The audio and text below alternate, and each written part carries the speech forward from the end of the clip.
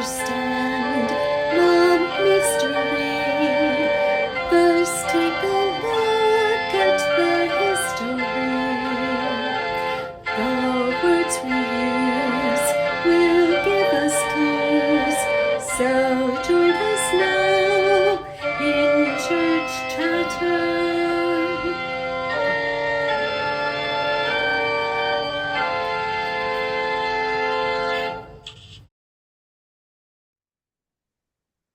Welcome to the Church Chatter podcast, where we unpack a different church word or phrase each week. I'm Dillon. I'm an ELCA Lutheran pastor. I'm Sam. I study language and culture. And today we have already lit our candles on each. Wait, let me show mine too. On each of our sides. And before it's we tell episode 61. Episode 61. And before we tell you the topic or the word that we're going to talk about today, what are we thinking about? What are we paying attention to? What to? are we paying attention to? Samantha, you can go first. Okay. I have a mug with a bear that says Mama on it, which is kind of related. It's early in the morning, so I need coffee. I am almost done reading this book called The Mother Lode by Sarah Hoover. It's a memoir because I'm a nonfiction person. And Dillon, you already know this. We talked about it last night. I'm thinking about something that I'm always thinking about, which is motherhood. And I'm thinking about a movie that we watched last night called Night Bitch, which was a book that I read. I read it in the beginning of COVID, kind of. My firstborn was just born, so it was 2021, I think, is when I read it. I think that's when it first came out, actually. But it was turned into a movie. It's so good. Did you think it was good, Dillon? I did. Yeah, I thought it was very good. It was very not something that I usually watch, so right. It kept my attention. If that makes sense.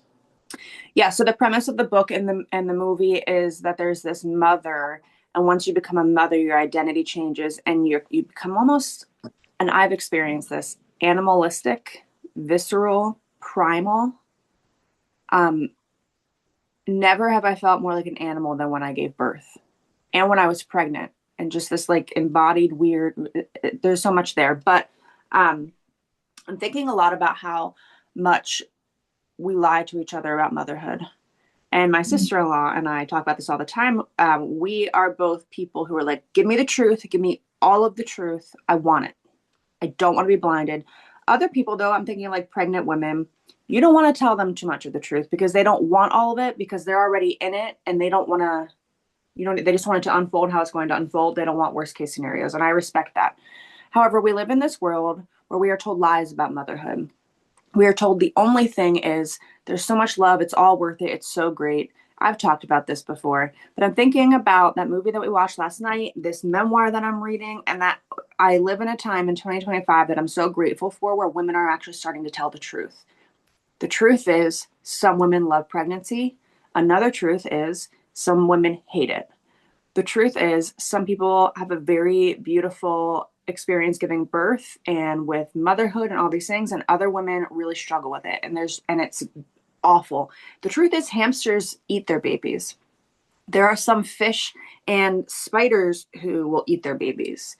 They're like, if we look at the natural world, which humans are a part of, we are just animals. We think we're very sophisticated, but whenever it comes down to it, when we look at things that like are really mysterious, like birth and death and sexuality and all these things, we are animals, right? We're so primally motivated. Anyway, so I'm just thinking about motherhood and how primal it is and how mysterious it is, and how if my theology believes that at the center of everything is love, how do I reconcile that with the violence of motherhood? Like, giving birth can kill you. It rips you in half. There's so much blood. The first act of a mother-child relationship is an act of violence. Childbirth is violent and dangerous for all involved. Babies die, mothers die. What do you do with that? So that's what I'm thinking of recently, is like, how do I love my children so much? And also, I'm driven mad, which I know Dillon also has a father who is working from home some days in the week. He also has this. It's not just a mothering experience. Do you know what I'm saying? Oh, I You do. have thoughts on Yep. that? Oh no, no. I mean, I agree with you for the most part. This incarnation is Paradox. a real Weird. paradox. It's a beauty and a struggle. But yeah, no, I think that's good. Yeah. So if you're listening to this, you're probably like, yeah, I'm with Sam. I totally get it. Or you're like, she's a crazy person. Oh, She's crazy, right? well, Here we go. let people Land where they may. Yeah, land where I've they may. said this before. I've made relative peace with the fact that I'm not everybody's cup of tea. I have an intensity to me that I've tried to control and I just can't. I've kind of surrendered to it. Dillon, what are you paying attention to? Um, so we just talked about this maybe like a day or two ago, but so for almost 4 months straight, I believe it was almost 4 months. It was almost approaching five, like 4.5 months. I had a funeral or two funerals every single week, um, nonstop. No questions asked, one a week, and a lot of times two a week. And so there for a couple months, I was dealing with a lot of death, a lot of bereavement, a lot of grief, right? And now I haven't had a funeral in about over a month. It's going to be probably about a month and a half now. Which has been so weird. It's been very weird. It's been very weird because when you're like going on a 4 to 5 month stretch of a funeral a week or twice a week, and then not have one at all. And I know this seems more morbid maybe for some people, but for a pastor like myself, it's just a part of the nature of nature of the vocation, the the call. And so, but what happened is, so some of the funerals have stopped. Okay, first for this short amount of time. But what picked up in that in between is a lot of people have gotten diagnoses and are sick. And so I've kind of shifted from taking care of a family who's grieving and dealing with death and dealing with those who are still living, but in this kind of limbo state. And where there's so much hope of like there's potential here yeah, for healing. Yeah, yeah. that's So parishioners at church, a couple parishioners at church have gotten diagnoses with things that I've been helping them with in terms of pastoral care and talking with them and praying with them and being with them in that midst.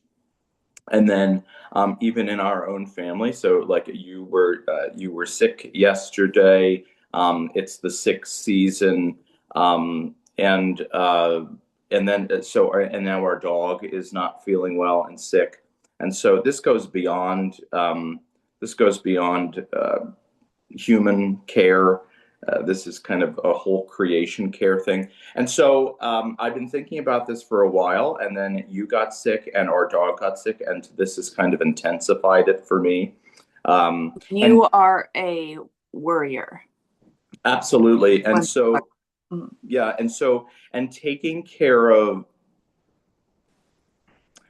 so sometimes we link together sickness and death, or death and sickness, right? And they do have overlaps, but they are two totally different things. Taking care of someone or a family who has had a loved one that has died, and then taking care of someone who is still living, but they're sick, and there's a lot of volatility going on in there. So I've been thinking about that. What does it look like to care for someone who is sick? or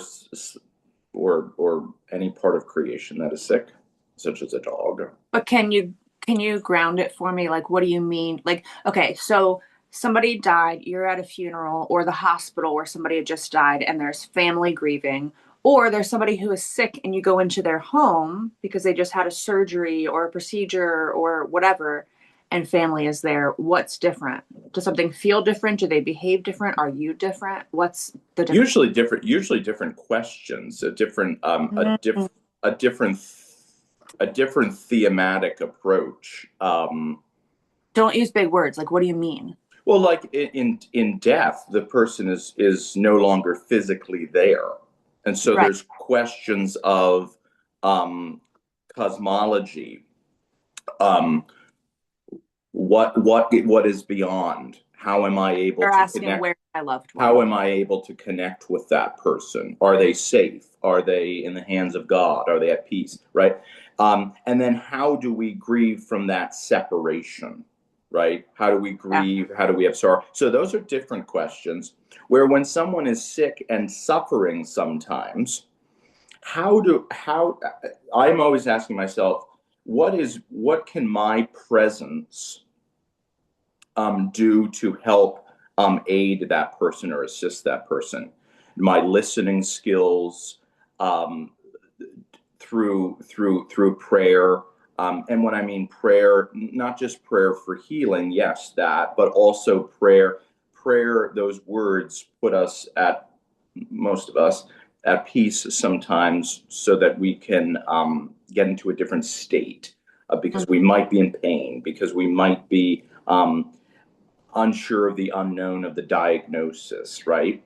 But Right. there's no death there, per se, obviously, and so I've been dealing with that a lot, and dealing with how to. I mean, I've had extensive training on that, and that's beautiful, and it helps me. But sometimes I think to myself, ooh, um, maybe I don't know.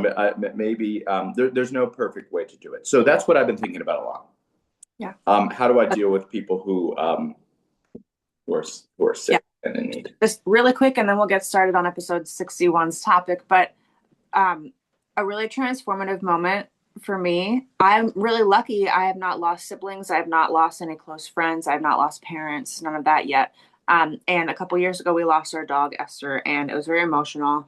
And I'm not much of an external displayer of emotion all of the time when it comes to sadness. But I remember our kids were with somebody else, and we had just put our dog down, and we came home. It was just you and I, and we sat on the couch. And you and I are two. We like to debate theology. We like to talk philosophy. We like to be up in the air. We like to just talk about all of like, what is this life and why am I like, the way Dillon and I put it is, who am I and why am I here? We ask each other that all the time. I used to have it somewhere I used to live that Dillon would visit when we were dating. I had it written on my mirror. Who are you and why are you here? I love answering those questions. I love trying to figure out who am I and what am I doing here? What is here? Anyway, our dog died. We were devastated.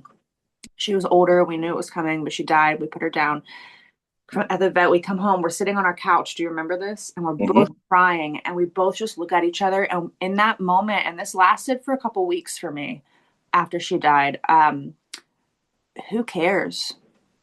Who cares about the theology? Who cares about who's right and wrong? All I know is I love her, and she was here, and now she's not. And that hurts. And that was the only thing that consumed me. Do you remember that? Oh yeah. It just felt so visceral. This, like, why are we even debating any of this? All of us are going to lose somebody one day, and we're not going to give a shit about any of it. And all that's going to matter is they were here and now they're not, and I'm in pain. And that's all that matters. Can you sit with me in my pain? And I feel like as a pastor, sometimes that's all you really need to do is like, can you sit with somebody in the, not all, like it's easy. I couldn't do it. I also feel like maybe that's all any of us are doing. Like, I have this new philosophy of parenting where I don't think that we're here to protect and save our children as much as we are here to just see our children. Like, can you just sit with somebody in it, whatever it is? Are they curious? Are they confused? Are they hurting? Are they in pain? And all the other theology falls into place if you can just do that. Can you find a way to just be with somebody in whatever it is, wherever they are right now? Anyway, does that make any sense? Do you know what I'm saying? Yeah, I remember my pastoral theology professor at Gettysburg. She was an Episcopal priest, and she had extensive training. She was a very scatterbrained person, but she was very articulate in some ways, especially with caring for people in a pastoral way. And she would always say that I remember she wrote this in her notes that she would give us very early on in the class, and she would always state that death is not the time for doctrine. Mm. Death is not the time for doctrine. And she kind of expanded on Write that down. That's good. yeah, and she kind of expanded on that by like when you're in a time of dealing with death or grief or bereavement, but even caring for someone who is sick and has a diagnosis, that's a time of compassion and presence. Letting a person know that you are compassionate towards them, and also that your presence, someone needs a stable presence when they're in pain, when they're sick, when they don't feel good. And the pastor, the role of the minister is to provide that presence of the divine, of something greater, but also the presence of the physical, that someone is walking with you in your pain. And so death is not a time for doctrine. That's so good. Death is not the time for doctrine. I love that. You know that I'm always on high alert for this. If there's a pastor ever who's trying to persuade you or have any kind of theological agenda whenever you have lost somebody or there's a diagnosis, that is manipulation of power. That is abuse of power. Run and go find another spiritual caregiver. That is so abusive. If you're at a funeral and there's an altar call, which Dillon and I have both experienced, if you're at a funeral and somebody that you love has died, and the pastor is using that as a time for you to come to the front and give your life to Jesus so that you can see your loved one again, run. That is a person, likely a man. That is a man who is abusing their position of power and manipulating you in a very vulnerable state, and that is a problem. Anyway, all right, are you ready? Episode 61. Here's my notes. I have a dove because I hate how on Zoom it tries to focus and then it messes it all up. It makes me so mad. But well, have a dove. There, keep it. Okay. You got the point, right? Mm-hmm. So today we're talking about the dove. And I'm really excited to talk about the dove today because I love anytime I get to make the point that the Jesus story is first and foremost political and grounded and not just about some alternative realm in the kingdom of God. It's not about us escaping to the kingdom of God. It is about us bringing the kingdom of God to earth. So the Jesus story is political. I don't know how anybody could read it any other way. And talking about the dove as a political symbol is really going to ground it. Are you ready? I am. Okay. So birds have been used at various times throughout history in a very political way to select political leaders, which might sound weird to us now, but this was very common, especially in the ancient world. People who study avian signs or bird signs and behavior have been called augurs. I'm not even sure if I'm saying that word right, but augurs. And this is actually where we get the word inauguration, right? This political term, inauguration. It refers to the induction of a new leader. So in the ancient Roman world, if a bird landed on or near a Roman, they were often said to be an upcoming emperor, right? So Romans believed that Jupiter used birds. So this god Jupiter used birds to communicate who should be the emperor. And Jupiter, yeah, right. And Jupiter was the god of gods. So this was not like some little demigod coming on your shoulder. This was their god of gods, the highest that you could. Which we still have remnants of this, and I don't even know. Maybe there is some kind of spiritual truth here, but a lot of times I think canaries and butterflies are big. Whenever somebody dies, is it canaries or cardinals? No, cardinals. Cardinals. Thank you. Whenever somebody dies, people think that, oh, like there's a cardinal, that's my loved one. Or sometimes if a butterfly lands on you, people are like, oh, that's my loved one sending me a message. There's something about species of animals who fly and we connect them with the spirit world, which makes a lot of sense. But also canaries in a slightly different way. Canaries also have a history of warning people that death might come. So canaries, but also ravens. With So death, yeah. birds play a role of both inaugurating something, a new leader, a new something to come, but also the death of something. Yeah. So it has both beginnings and ends. Yeah. Well, remember that Jesus was born into Roman occupied territory. The Jewish people, the people of the God of Israel, the Israelites, they, Hebrew people, there's a lot of ways to refer to them, right? But his people were oppressed by the Romans. He was born into this world. The Jesus story is a political story. So there have been times when I like post an episode on Facebook, or I've been at different churches before Dillon was a pastor, where the pastor gets a little political, and inevitably people are like, "Oh, you can't be political. No, don't be political." The Jesus story is political. It's political. Everything's political. Now, being partisan is different, and we did a whole episode on that. That's different. Telling somebody who to vote for, that's different. But yeah, it's all political. So let's talk about why the dove is specifically political. So in Luke chapter 3, verse 22, it says something, and again, I study language and culture, and the language here is specific. The Spirit came upon Jesus, and they talk about how a dove came to Jesus during his baptism, right? In bodily form. Luke chapter 3, verse 22 specifies that it came in bodily form to make the point that this was a physical bird. This is not some spiritual thing that they're talking about. The writer wanted to make, the gospel writer, I call him Uncle Luke because I'm related to him, says my ancestry results. Uncle Luke wanted to make the point. Are you laughing?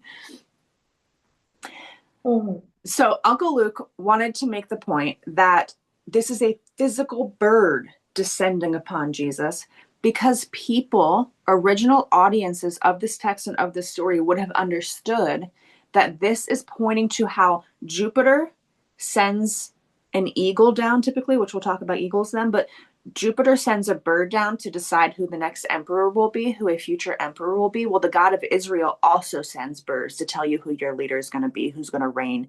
And the God of Israel sent a dove in bodily form, right? This is a political statement. This is not a metaphysical force that descended on Jesus, but an actual bodily bird to make a political statement about who is going to reign, and it's going to be Jesus. Now, whether or not you believe that, like, this literally happened, not interesting to me anymore. I don't care. The writers were making a political point, right? So to state that a bird, I'm going to say it again, came upon Jesus was a political statement.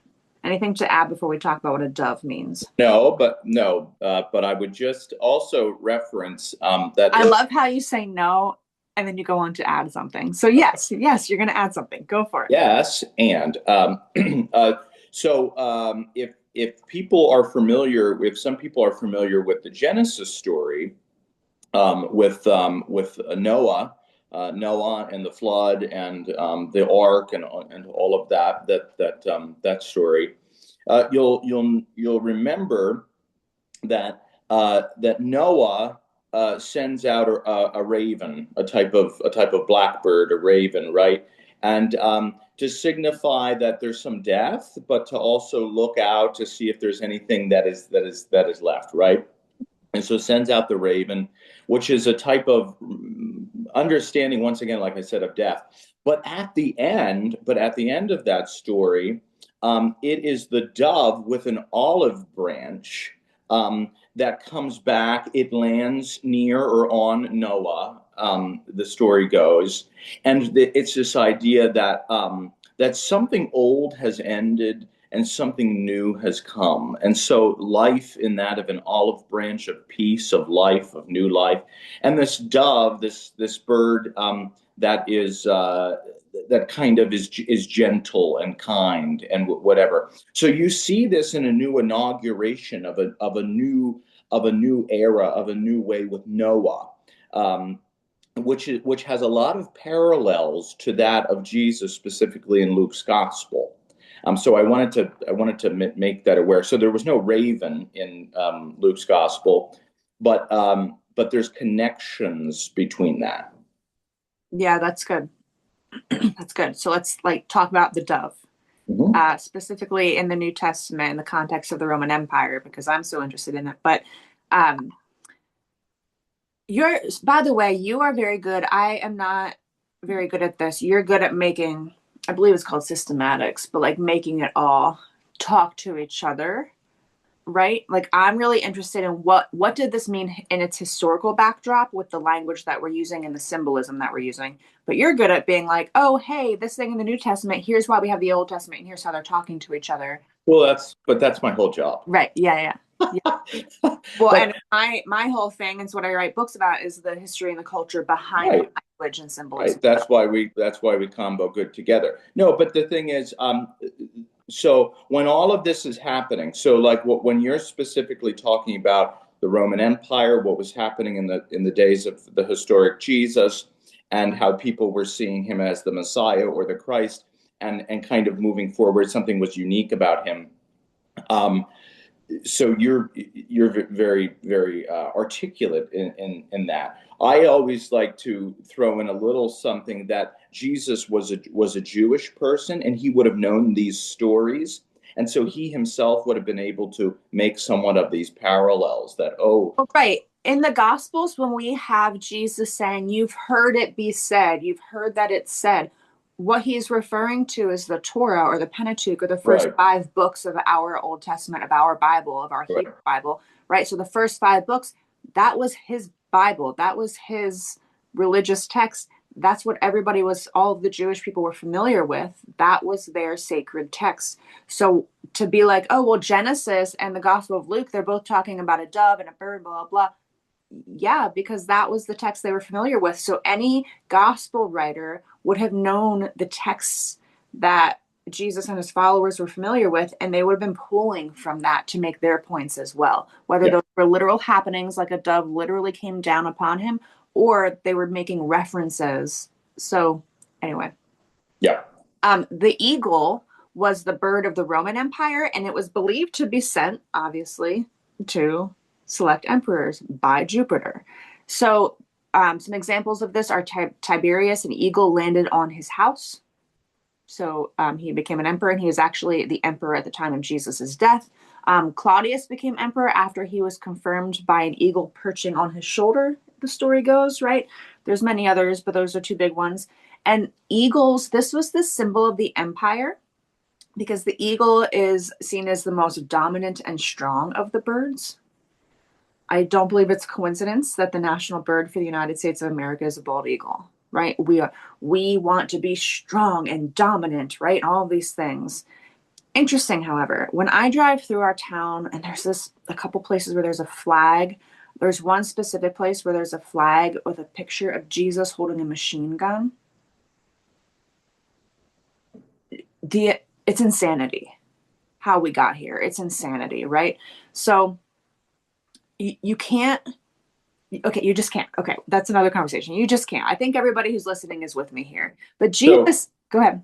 well, I was going to say, for a little light humor, maybe I believe it was Benjamin Franklin when they were proposing what would be the symbol for the seal of the United States. I think it was Benjamin Franklin. Don't quote me, but he wanted a turkey.